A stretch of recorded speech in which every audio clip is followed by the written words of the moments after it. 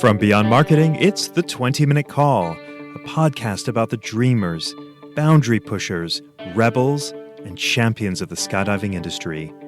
Each episode is a narrative journey highlighted by the highs, lows, and luck that the skydiving industry delivers, as told by the most influential people within the sport.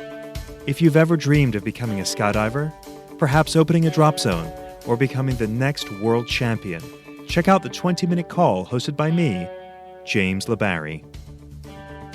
Hey everyone, just a quick note before starting today's show. If you're a fan of the 20-Minute Call, I'd like to personally invite you to become a member of a budding community on Patreon.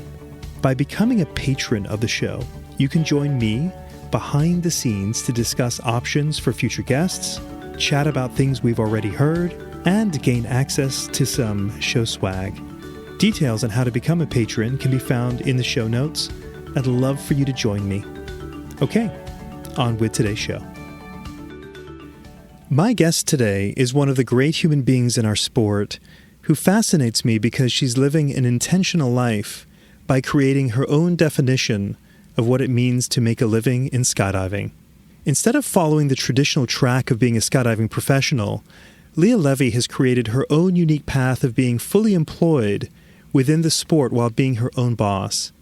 At just 27 years of age, Leah has founded 2 companies and has quickly built a reputation as a reliable professional for some of the most recognizable brands in the industry.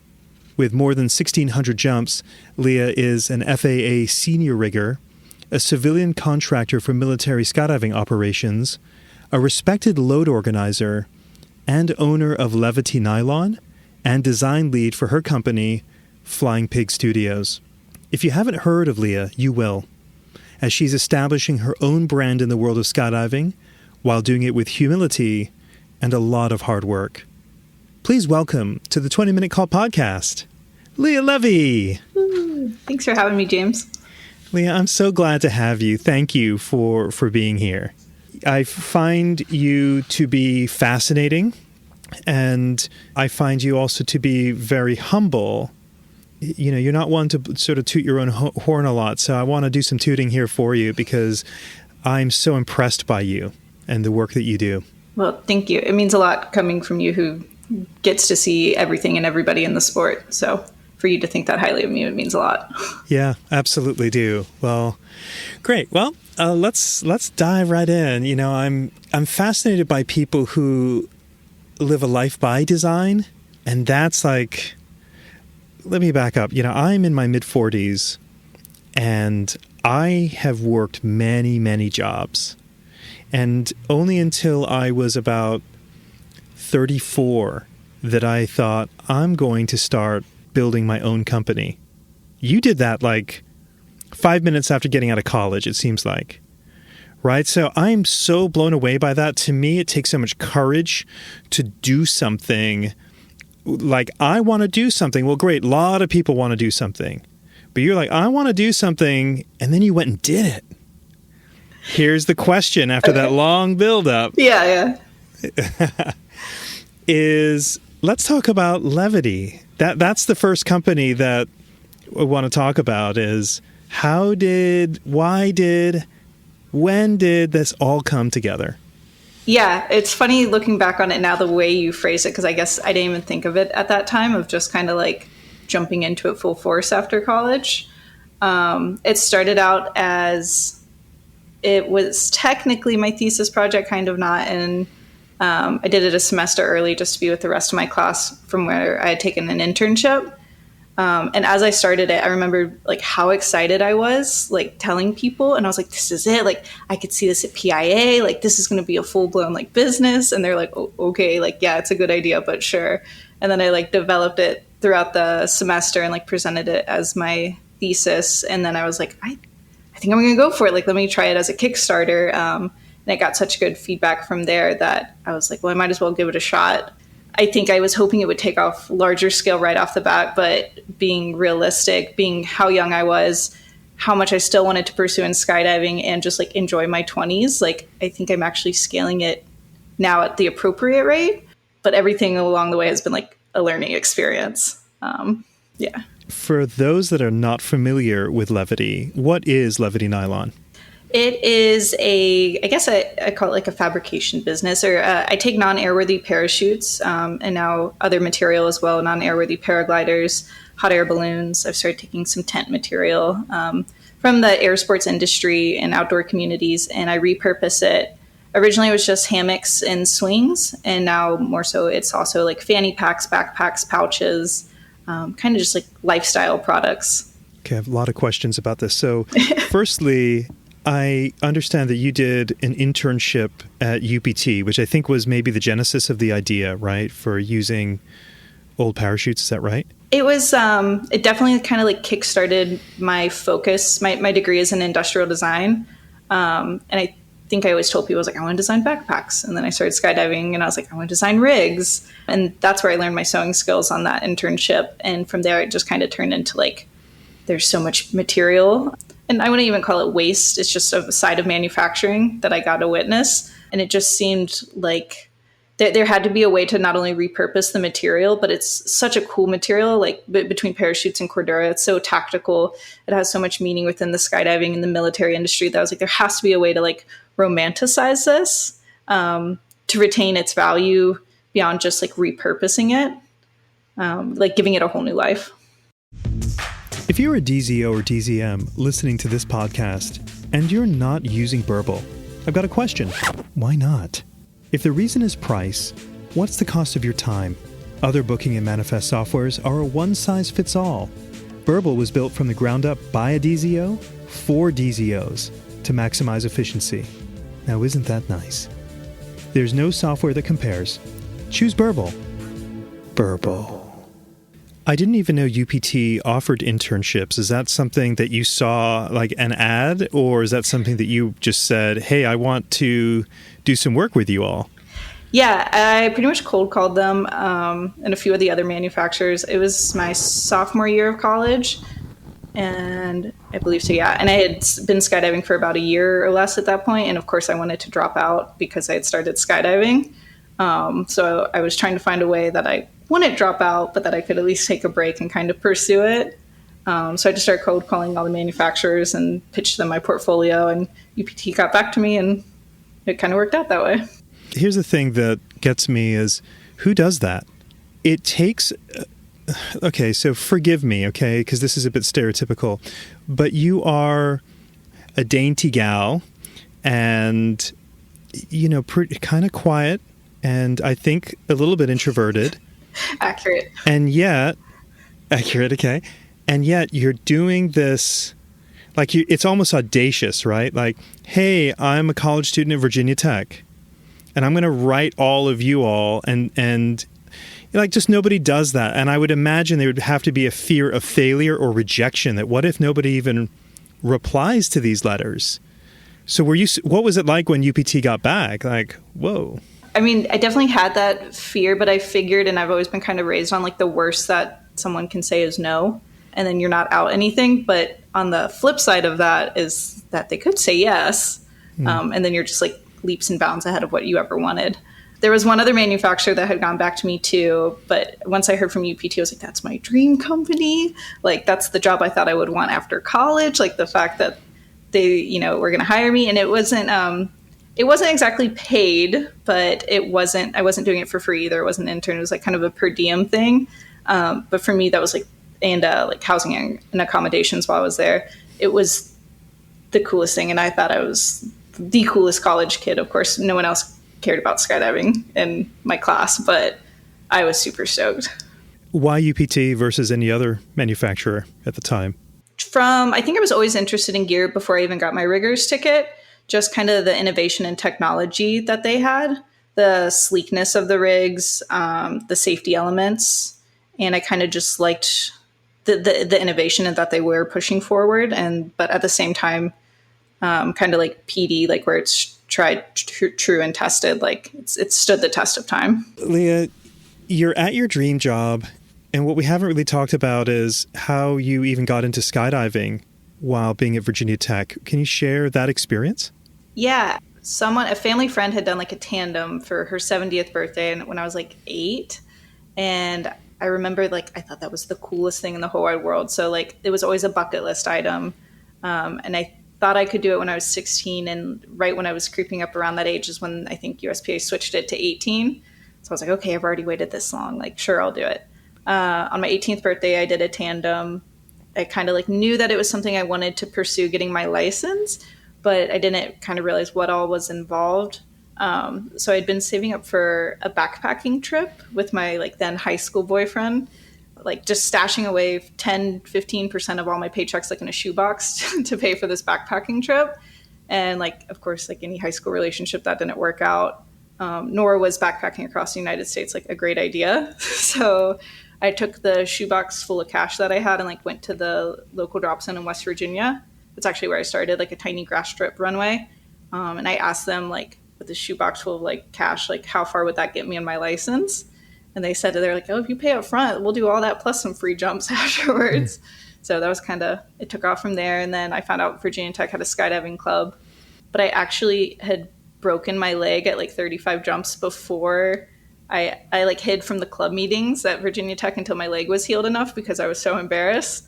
But after that, then I was jumping with the club regularly. This podcast is sponsored by Beyond Marketing, the digital marketing agency for the skydiving industry. Now, I'm not a fan of lots of ads during a podcast. I mean, who likes ads? So I'll stop talking about how marvelously wonderful Beyond Marketing is. But if you're curious about what the amazing people of Beyond Marketing do to help drop zones and manufacturers thrive, then you should check out their website at dropzone.marketing.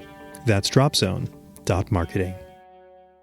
What strikes me about you, Leah, is you're very independent-minded, right? When I think about when we're talking about your age at that time, I was more concerned about not being uncool or, you know, I had my insecurities, whereas my sense of you is that, you know, you're just very, independent thinking. Where does that come from?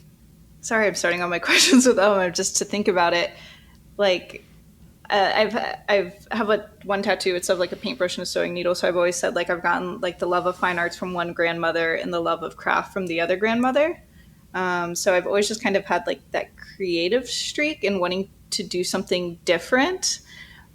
But at the same time, it's like before, of course, I'm always doing something for myself. It's not because I think it'll like look cool or be cool. But like as I'm setting out to do things, I'm like, this is the coolest thing in the world. People are going to think I'm so cool. And then like I start doing it like skydiving or this. And then I was like, oh, no one actually, it's just me. But then I know that I'm doing it for the like right reasons and I'm doing it for myself.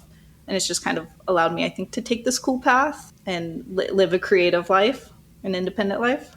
Along with that thought about independent thinking, most people might have an idea. Hey, I just saw, you know, a family friend while at the age of 8 make a skydive. And then, you know, when you're 8 years old, like we all say things. We get distracted, but it's like this thing about skydiving would not leave your brain all the way until you're 18. You wait 10 years to make that first jump. Explain what it was like when you land. I mean, obviously you loved it. I think the first jump, it definitely, I mean, I've heard other people describe it as this. It was like almost like a spiritual moment. And I think at that age too, like I was trying to figure out like my own religion and spirituality. Like I was raised in a Jewish community and everything. So I was about to go to, well, I actually took a gap year before I started college. So just trying to like figure out what all I believed. And then I did like this tandem and it was just kind of this like, not earth shattering moment, but it was just like this huge eye opening thing.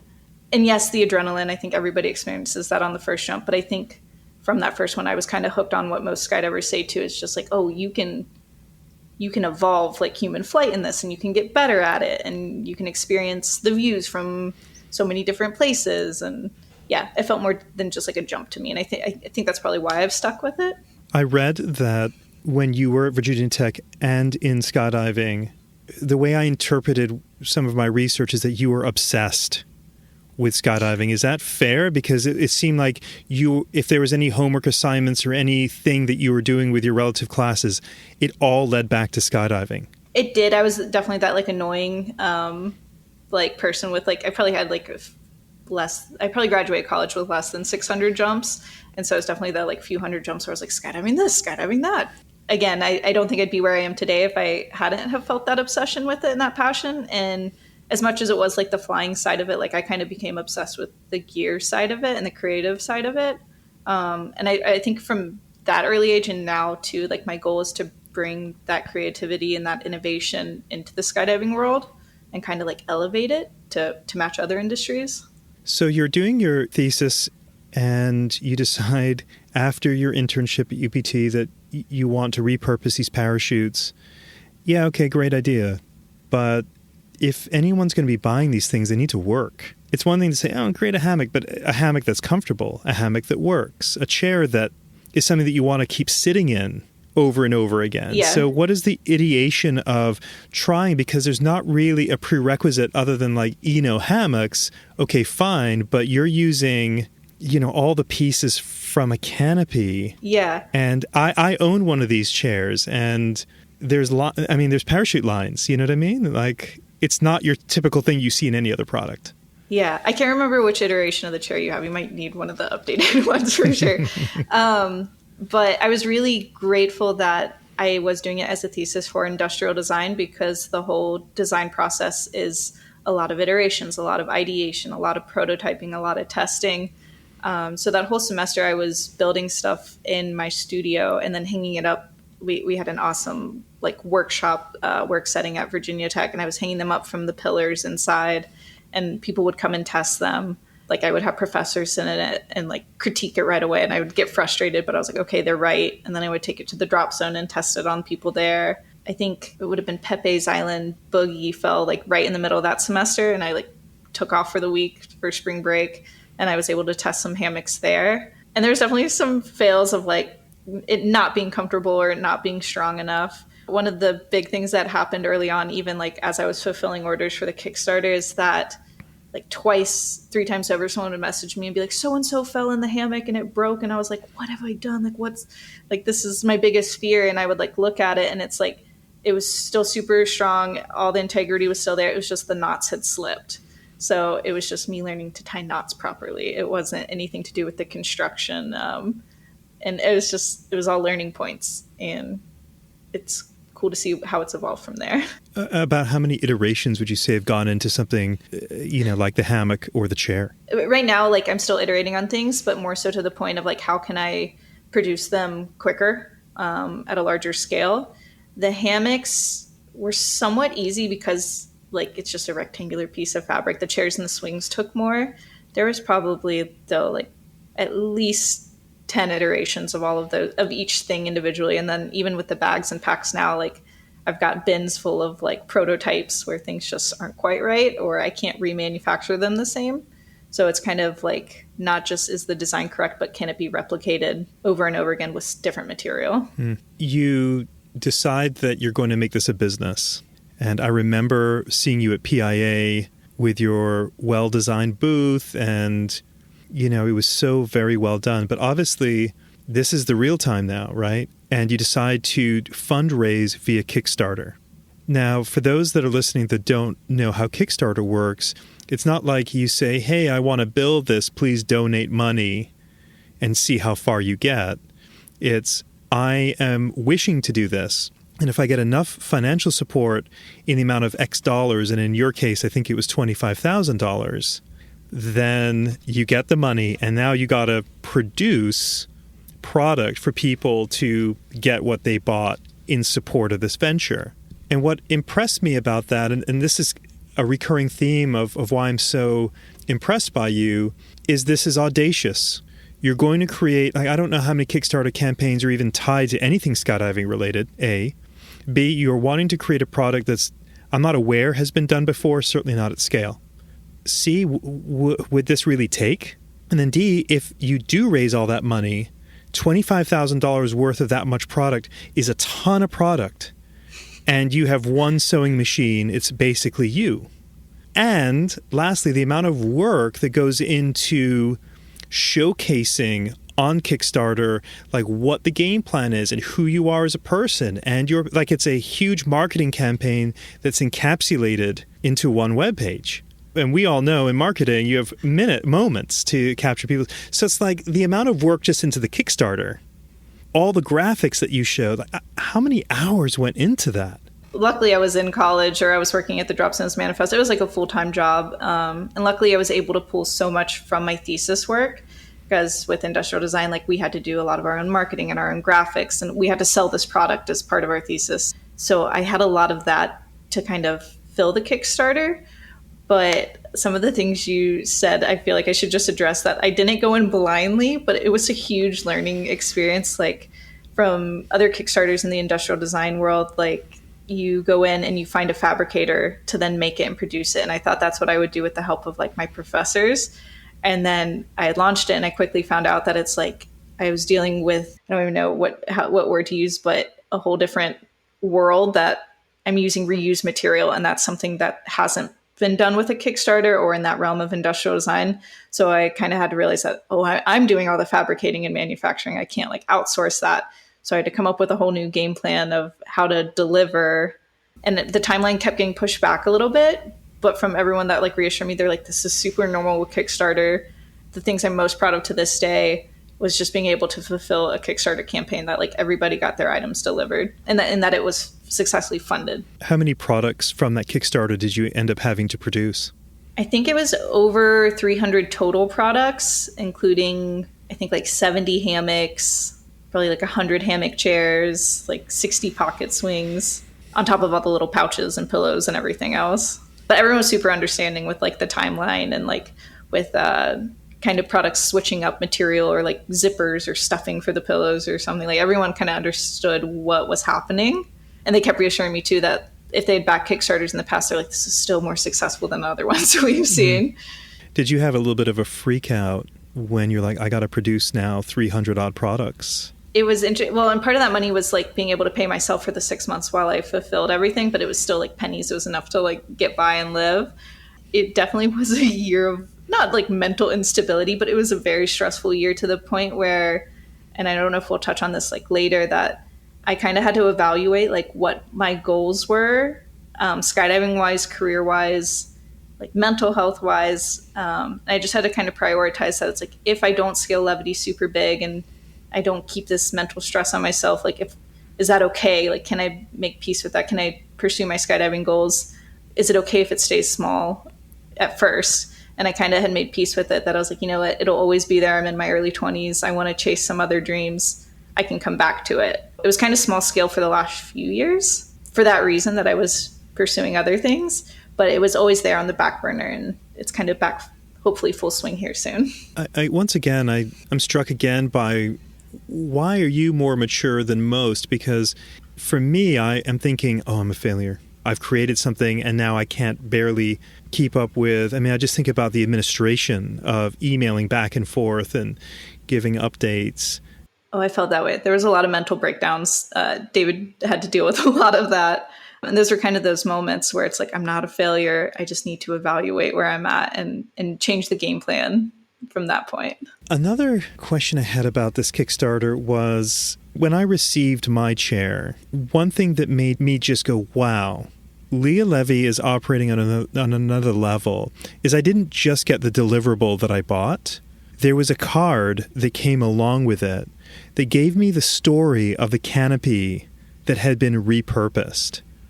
And if I recall, my canopy was an old canopy owned by Maxine Tate, who's my friend.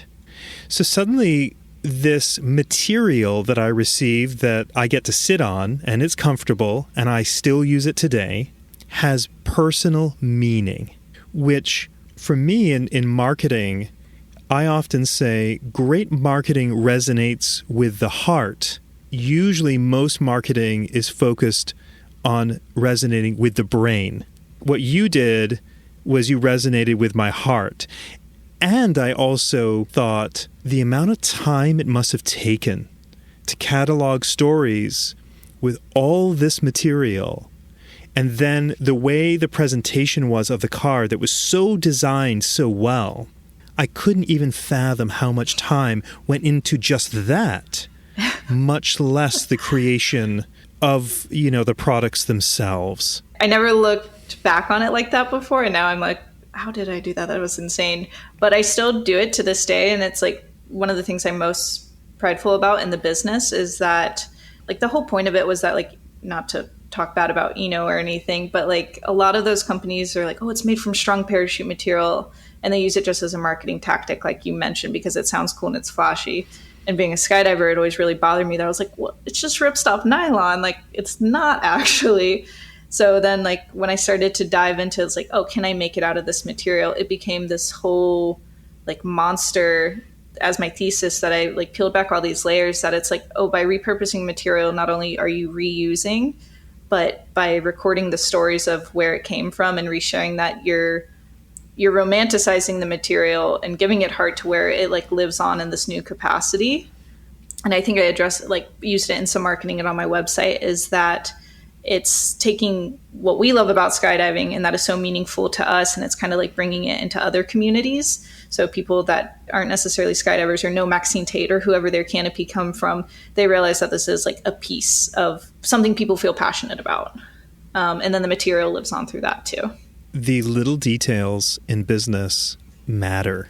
And I really appreciated the little detail and max effort because it would have been easier not to have done that. It would have saved so much time not to have done those things. As I scale it now, like as I have a couple hundred parachutes sitting in my garage, like it's an issue, I still catalog them all when they come in to the best of my ability. Sometimes if I'm getting a bunch at a time, it's kind of hard, but most of them are all still cataloged. And then as I disassemble them, I try to keep the cards with them. For smaller products, I can't always tell like where they came from because I'm reusing scraps at that point. Because the whole idea is little to no waste as possible. But for the larger items where I'm taking them from the directly disassembled parachutes, like those are all still cataloged and where they came from, who donated them, what canopy it was, to the best of my ability. Are you getting these from the canopies from individual jumpers? Are they coming from manufacturers that these canopies are being sent back for, say, either maintenance and they're just being deemed, end of life type stuff? Where is this coming from? It comes from everywhere, and that also took off more than I ever anticipated, but it was also exactly what I kind of hoped. And that's why I still believe this is like $1 million idea in business, and I can't wait to grow it more. I was getting it from individuals and getting it from drop zones who would give me, 3 to 20 canopies at a time, and I had to figure out how to transport them. And then also manufacturers as well. Like Aerodyne and Performance Designs both sent me like a few boxes at a time full of parachutes that didn't meet their spec testing or came back for inspections and the people didn't want them back because they were too ragged out. And then also like PD had hooked me up at the beginning. Aerodyne's hooked me up with like hardware that they couldn't use. PD has hooked me up with scrap material that didn't meet their spec testing. Gotten a hot air balloon from a balloon pilot. That's really cool. Some paragliding wings. Yeah, all different scales. And I'm assuming that you don't have a warehouse or storage unit. This is all you mentioned in your garage? Yeah, it's spread out too. There's still some at my parents' like storage unit in West Virginia. There's still some probably hidden at Skydive Orange. They're all over, but mainly the garage. And to the point where I kind of have to like hide them and then smuggle them into the house so no one sees that I'm bringing home more. But I'm never going to turn away the material because it's the livelihood of the business. And the fact that people are still giving it to me is kind of beyond me, but I'm so grateful for it. What were the greatest learning lessons from getting that business started? As much as it was like the manufacturing and the business side of things, it was kind of just like, I don't know if the greatest lesson was just the experience of it. And like coming back to it now, like a few years later after I've still been doing it, but I was pursuing more military rigging and more graphic design work and everything. It was just kind of the life experience of knowing where to invest time and effort and money, and then also knowing who to ask for help and how to ask for help, and admitting that I don't know all the things that I need to know to run a successful business. Which is a great lesson to learn early on, right out of college, starting a business. Yeah, and I think in my early 20s when I tried to launch it, I was like, I can do this all myself. Like, I'll figure it out. And like, looking back now, I'm like, oh, no, I don't. I need help. My degree is in industrial design and not business. I think that's the beauty of entrepreneurship. Yeah. I know that when I started my marketing agency, if I knew everything I was supposed to know, then I probably would never have got started. I think a little bit of naivete was exactly what I needed. And the energy that you felt and I felt getting started of, I'm going to make this happen. I am going to conquer this challenge. I think the key is just keeping that zeal going because there are so many challenges. That's a good point. I don't think without that ignorance, I would have bitten off more than I could chew. But like anything in skydiving and entrepreneurship, it's like these goals feel so lofty and feels like you can't attain them. And then you do. And then you're like, okay, what's the next thing? I'm not familiar with industrial design. So before you fell in love with skydiving, what about that degree was so appealing? What did you think you would be designing? I knew originally, as I was applying to colleges, I was thinking like architecture, engineering, but I was starting to get more into art itself and graphics. And someone was just like, oh, have you considered industrial design? And I had no idea what it was either up until my senior year of high school when I was applying. And at Virginia Tech, it's in the College of Architecture and Urban Studies. I think they've actually since restructured because I'm old now. So it's in the College of Architecture, but it's product design essentially. And more so like how humans interact with design, whether that's physical product design like furniture, kitchenware, backpacks, or UX, which is a whole degree itself now, the way people interact with user faces. I like the human element, that there's a reason, there's a science behind design, like form follows function. First and foremost, something must be functional. I like to think, and I use that too as like a marketing tactic as a graphic designer now, is that's what kind of sets me apart, is I'm thinking about how people are engaging with the graphics and with the media. And then the same thing just with the skydiving world, like how are people interacting with my products, my Levity products, or the design work that I do, and analyzing how people interact with all their other gear.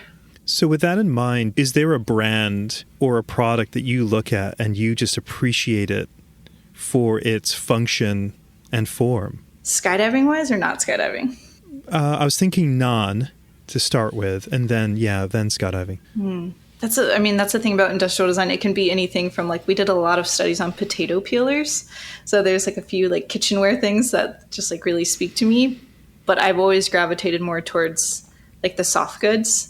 I think that's why I like rig design so much in skydiving, but like a well-designed backpack is kind of my my thing.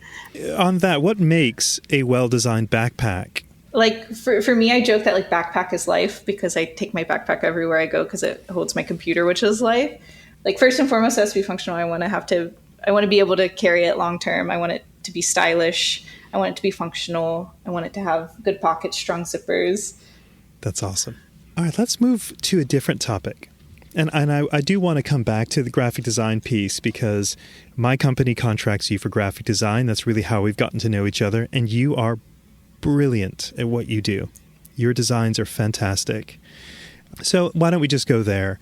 How is it that you go from industrial design to then doing graphic design and skydiving? I mean, obviously you have to prove yourself. And for me, I remember seeing your designs mostly around Skydive Orange's boogie graphics for their t-shirts. Is that where it sort of started? Because it was good right out of the gates. It did. And I was thinking before like we started this interview, I was like, I feel like I need to thank Skydive Orange, CSC, and you for very early on like taking a chance on my graphic design skills, because like my senior year of college, I was starting to focus a lot more on graphics and graphic heavy design. So between that and soft goods, those were my like two focuses. And then I started doing things for fun at Skydive Orange. You're getting paid like per jump, or like for a jump for like a boogie graphic or something. And luckily you saw that, CSC saw that, and it started to just snowball. And I was still learning the skills, and I still am today. I think everyone should always be learning, but it kind of just snowballed from there to where I've leaned very heavily into the graphic design now, and grown my skills there. So thank you. Yeah. Well, thank you. Our clients love your work, and you do great work. I do recall, though, with some of the intricate designs that you've done for Skydive Orange's boogies, I do look at that, and some of them are so intricate. How long does it take you to produce, say, a t-shirt design for a boogie? Because it looks like a lot. Yeah, I try to be reasonable with my time now, because I do realize like I'm doing this for a profession now and I need to make money off of it. So I try to be reasonable in what I do and what I charge. But and I don't know if I'll ever get tired of doing like event branding or t-shirt designs and things like that, because like I always try to tell people that it's one of the easier forms of marketing. Like if you create a well-designed shirt for your event or company or brand, like people are going to wear it and then they're walking around with that. So it's like it's worth the money and it's worth the time to do something that people actually want to wear. And that's like eye-catching and haven't been done before. I think for those listening, for me, we sometimes will use contractors through time for various, specialties that is not our core competency, let's say. And most often than not, you might meet someone that's very talented, but the concept of deadlines, the deliverables for deadlines are not usually met, or response times for, whether it be phone calls or emails or anything, are very extended. When I think of the professionals that we work with, you always on time. If not, your turnaround time is incredible. Elliot Bird with his video production, very much professional. I think it's like this balance between your excellent work combined with professionalism. You can't have one without the other if you're going to be contracted. That work ethic of yours is served you well. Thank you. Yeah, and I like to think that's what helps me keep getting work and like setting me apart is that. And I just think about like at the end of the day how I want to be interacted with if I'm working on a project, and I want them to feel as passionate about it as I do, or at least the communication. And it gives me anxiety to have like pending work. So the name of your company, let's give some shout outs here, is Flying Pig Studios. And I feel like I read, do you actually do, like, can a fun jumper hire you to custom design their rig? Is that true? Yeah, that kind of took off on its own too. I'm a contract designer with UPT as well. There's one of a few designers that have access to their CAD templates, like to help their jumpers, because they don't have an in-house designer to do that kind of stuff. So yeah, their client specifically will hire me to create custom designs and then format it into the pieces that they need to then have it manufactured and embroidered. And that's kind of taken off as like a full part-time job the past couple of years, which I'm super grateful for. And it's really cool to see people walking around with awesome designed rigs. That's just one facet of Flying Pig Studios. Incredible. Something else I'm curious about that you do is you do military contract work. I know many people that do this, but the blind spot I have is, how do you get into that? Like, that is what everybody wants. Yeah. Right? Because it's usually pretty good paying work. So if everybody wants it, what does it take for someone to get it? Because you got it. Yeah, it's being out here in Eloy, Arizona really helps. A lot of it's right place, right time. A lot of people assumed I had my rigger's ticket because when I had launched Levity, I had all the sewing skills, but I actually got my rigger's ticket during right before COVID.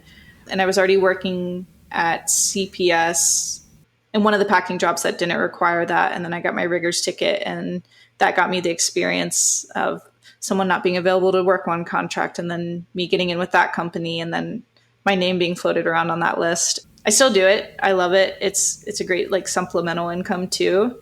I'm just trying to find that balance now between military contract work that makes me money and allows me to skydive for fun, and then also the passionate side of graphic design and Levity. And I think being out here in Eloy, Arizona is kind of the move for that kind of thing, but you have to have a few hustles to balance it all out. But it's unique because your hustle is unlike most everybody, as I said at the top. And in your introduction, it's usually the path is packer, instructor, usually TI, and maybe rigger, and then eventually for some, maybe drop zone management, pilot, what have you. But you have not followed any real traditional path. You've just created what you've wanted. Yeah, and there are times where I question that, and I feel like I'm not on the right path or doing the right things. And I've finally, in the past couple of years, gotten over that comparison thing in skydiving of where I'm at, the jobs that I'm booking, and why don't I have these ratings or these records and stuff like that. And then listening to the other podcasts the other people who you've interviewed, I'm like, oh, that would be so boring if I, tried to follow in that and kept comparing myself to that. It's okay if my story looks different because it's right for me. It's right for you, but I think it's inspiring to a lot. Because if you want to become a full-time professional skydiver, because we don't see many people like you in the sport, we think that there is only one way. And that may require doing things to stay in the sport that we don't want to do. And then as a result, we burn out because now we're doing the things that we don't want to do, but we always just wanted to stay in the sport full time. So it's like this, it's an unfortunate cyclical effect, really. Yeah, and I feel like I've been juggling that like since I started skydiving and decided to take this path, where at first I felt like guilt that I wasn't doing Levity full time, but then that I wasn't skydiving full time and achieving, records and competing. And so I've just realized that like it's okay if I give different priority to different goals at different points in my life. So if at first it was Levity and then it was skydiving in big ways, and now it's back to Levity, or like whatever that looks like over the like upcoming years, like that's okay. Because as much as I would love to do it all, like sometimes it's not feasible. Have you had any sort of pinch me moments that with a relatively short time in the sport, with being an entrepreneur in the sport, all the players? I had that thought that as I was listening to your other interviews, and at first I was like, oh my God, these people like, I fanboy over them and they're like on this pedestal. But then I had the realization too, I was like, I've gotten to work with all of them in a professional capacity, like in some way. And that was a cool feeling. Like getting to work with the highlight women, that was like the biggest pinch me moment in the past couple of years. But even like listening to Shannon's interview, I had forgotten I had this flashback to like Kaz from Flight 1 before I ever knew Kaz had contacted me to make this giant beanbag out of Flight 1 canopies. And I was like, I don't make beanbags, but sure, this is a cool opportunity. And they spent so much money filling the beanbags. And I received a video of Shannon and his daughter like laying in it. So it's like everything just comes full circle. And I didn't realize at the time who they were like, that's Shannon Culture in your like product. And I was like, oh, I had like 300 jumps at the time. I think that where you might be surprised, where you are, might fangirl over a lot of folks, I and others fanboy over you because you're doing your thing on your terms. That is extraordinary. You think you're just being, I'm just doing me. Yeah. But you're doing you in a way that so many folks wish they could live, right? Versus the 9-to-5 grind you are creating. Yeah. And you're monetizing that creativity. I would say thank you. That means a lot to like hear, because I don't necessarily always feel that way, but and I think that's just kind of maturing and getting older. And it's probably only in the last year that I've realized that is an admirable trait and that I should keep striving for that. And I think about that, like there aren't too many creatives in the industry, and I like take pride that I can fill that role and hopefully continue to succeed at it. What are you daydreaming about these days? What is getting you excited currently on your plate? I think just kind of ramping Levity back up. Just seeing how excited people get about that, and that it's still a way. I by no means want to slow down skydiving. Like I still very much love skydiving. I was just chasing it so hard last year with big waves that I missed that creative side of it. And Levity just feels like such a way to be so involved with the community and still jump my butt off and still network with everybody, but also get to create. And I daydream about growing it to the scale of, like first Cotopaxi or and then eventually maybe when I'm older, like Patagonia or North Face or something. So that fills my daydreams. That's a great daydream. And more skydiving, of course, records and competing. Let's come back to Levity for a moment, because I went to your website and it is scaling. I'm seeing a lot more products coming online. Looks like you're building your e-commerce store. I looked at that and I was like, wow, that's a lot more R&D. That's a lot more testing, because the product line is so wide. So I look at that going, well, that's a lot more time. I also know that you travel a lot. You jump a lot. How are you finding time to do this? I'm not. I need to figure out the work balance. For a while, like military rigging was supplementing, so I could launch Flying Pig and figure out how to do graphic design and like Levity on the side and supplement all the jumping I wanted to do. And that kind of allowed me to grow the graphic design side now to where that can kind of supplement me being able to do Levity more full time. So while I've always done all three, it's just kind of been scaling the percentage of how I fill that time. And I'm hoping to have Levity take a bigger percentage of that now and then scale that to the point where I can hand some of that back off so I can figure out that balance again. So how will Levity be different on this sort of second iteration? Not that it went away, but now there's a lot of emphasis. Yeah. How will this be different than the first go round in terms of, hey, you did all the manufacturing. Are you going to be able to get help? Are you monetized enough to get that help? Like, how does this scale forward? Yeah, the business plan as of kind of right now is like this fall and winter, create enough product and enough stock between me, maybe a little bit of hired help in Eloy and looking at some hired help in Colorado, just to have enough product to grow capital online sales and at festivals. And then once I have a little bit more capital in it, scale it to a little bit larger commercial scale, just a little bit bigger, and just grow it from there to where I can have hired help and outsource, still keep it in-house, but be able to hire people to put the manufacturing. Yeah. Get it into retail. One thing that I think most entrepreneurs do, and I'm looking at a quote on a big board in our main office area here. It reminds me, and I don't know if you, I kind of get the impression that you may think this with all that you're juggling, but sometimes I will say to my wife, I feel like we should be further along than we are. You know, we've been grinding and working so hard to build our business for the last 10 and a half years. And there's a quote now, we have what's called a Vesta board. It's like a train board that sort of cycles and you can program messages. And it reads, don't forget how badly you once wanted what you have now. That is something I've said to myself so much the past year, because David and I have that conversation more so the past couple of years following COVID, following the loss of a lot of friends and everything, that we're just like, what are we doing? Like, I feel like we should be further along. We should have more, like we should be able to have more to show for it. And then when I think back to like 23-year-old me, I'm like, oh, she'd be thrilled. Like it's all perspective.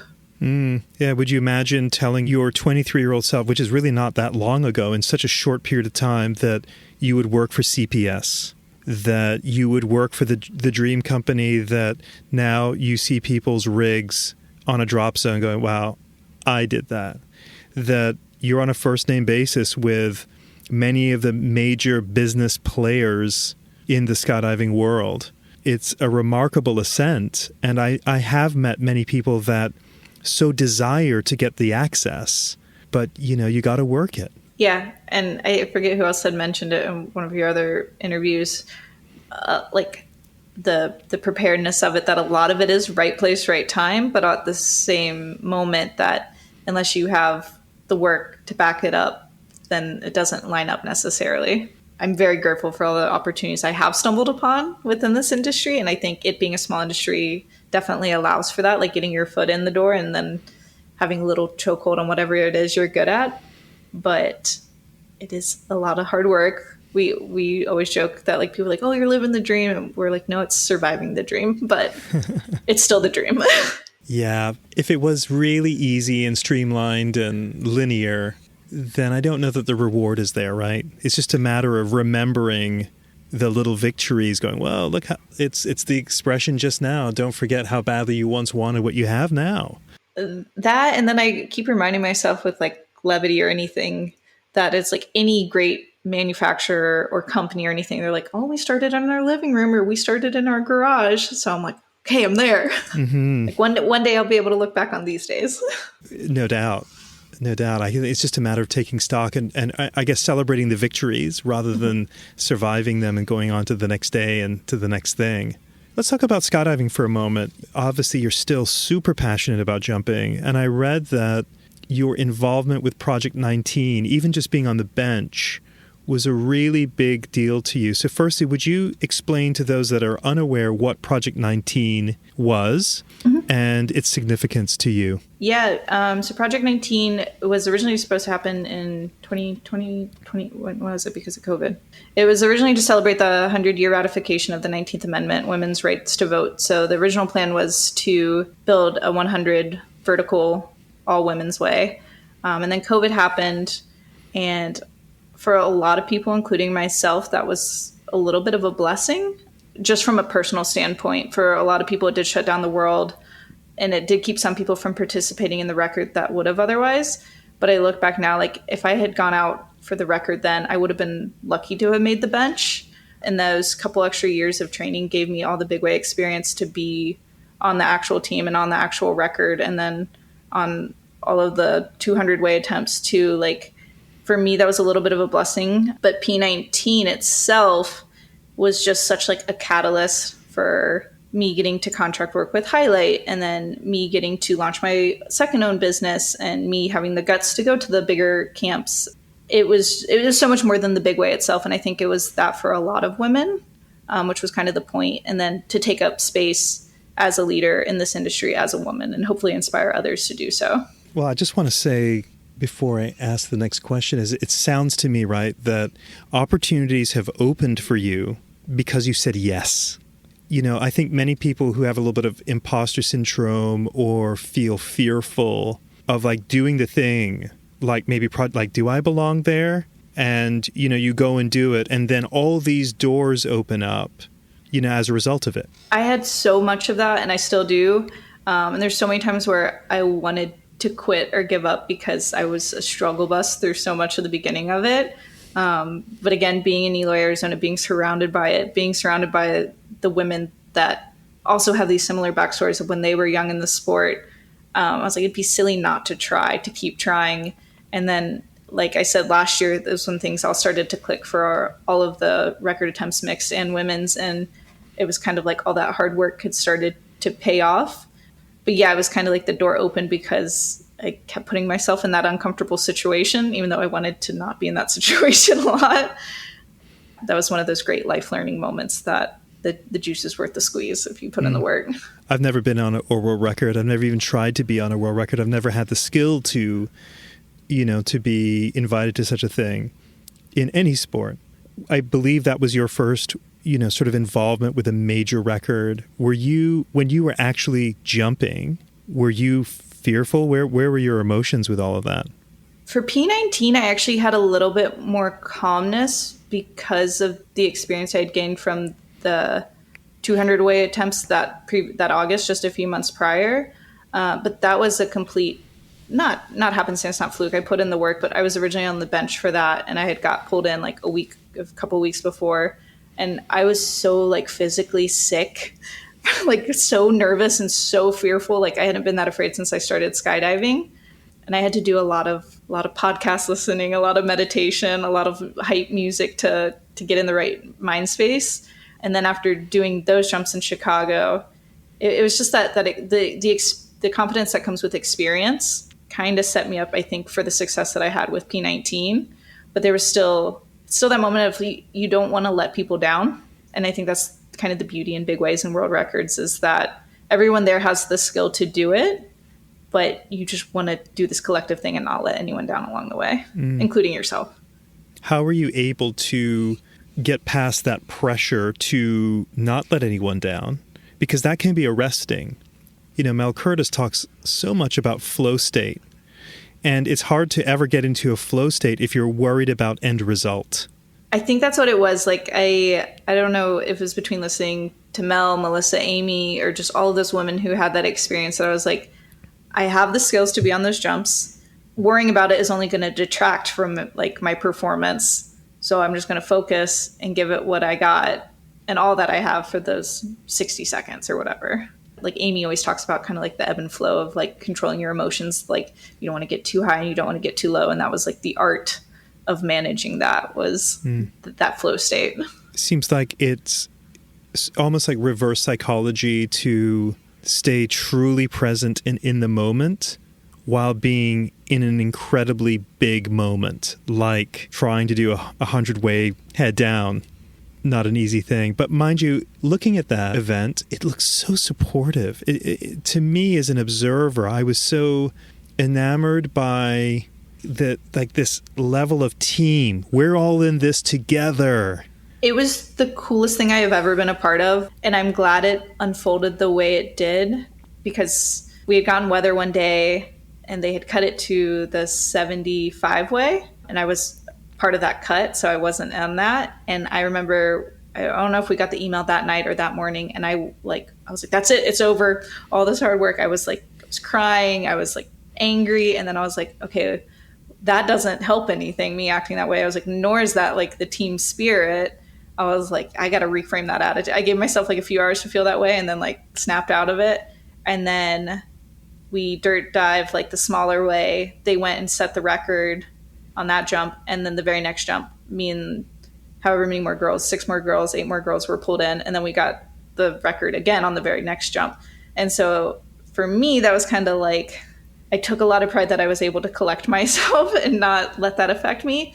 And then it was cool that we just got to keep building it. And then like we shared that height for every time we got to add more girls because we were that much closer, and just like feeling that. And the fact that like, it wasn't like any other big way from what I've heard, that it was just, we were consistently building that same amount and we were able to keep adding girls to it, which was really cool.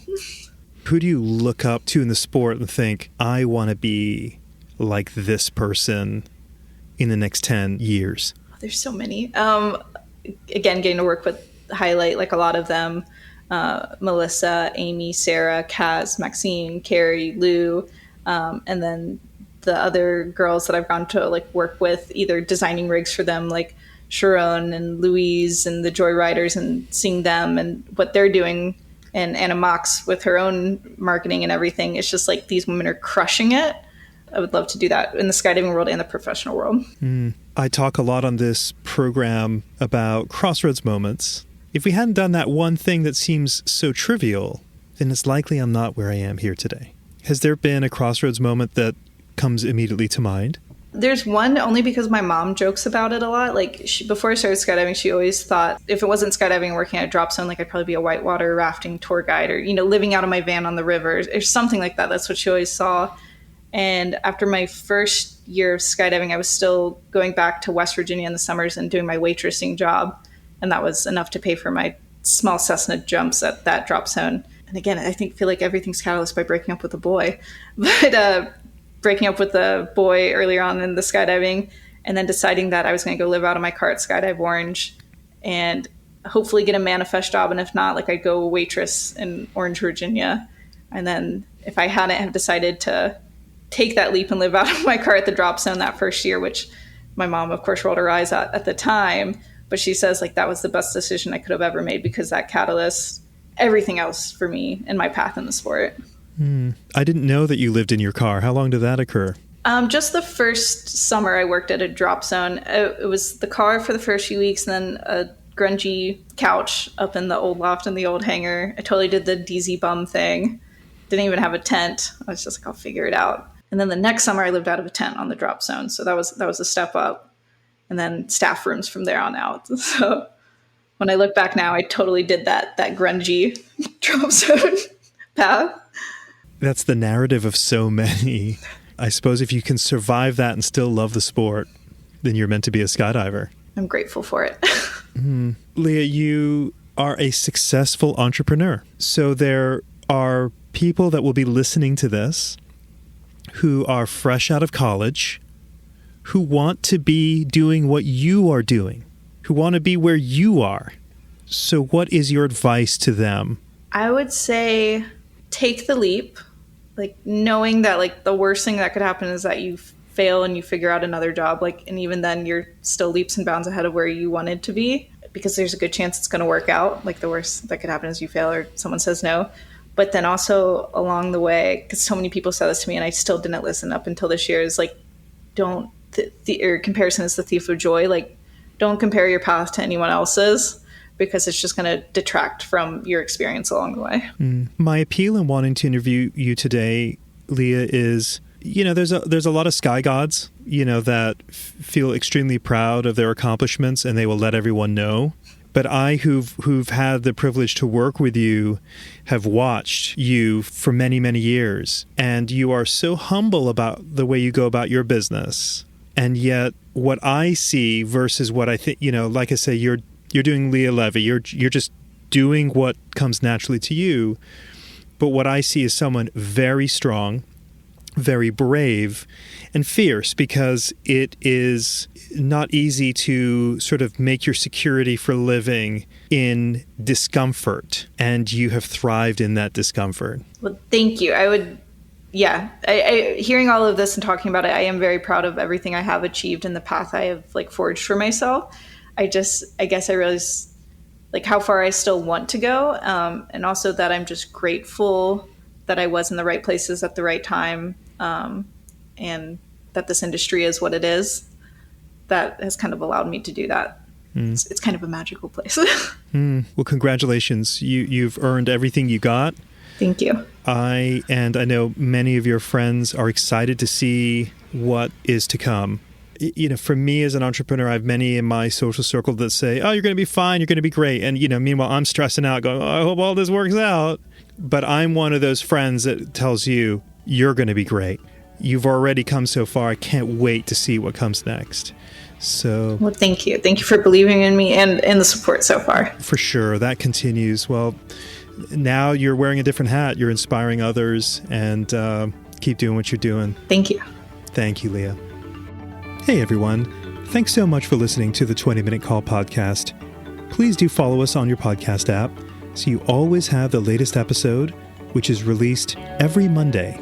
If you want to contact the team, our email address is podcast@beyondmarketing.xyz. This episode was edited and engineered by Garnet Znydrick of the YouTube channel Blue Skies Fun Days. Thanks for listening, and join us next week for our next episode.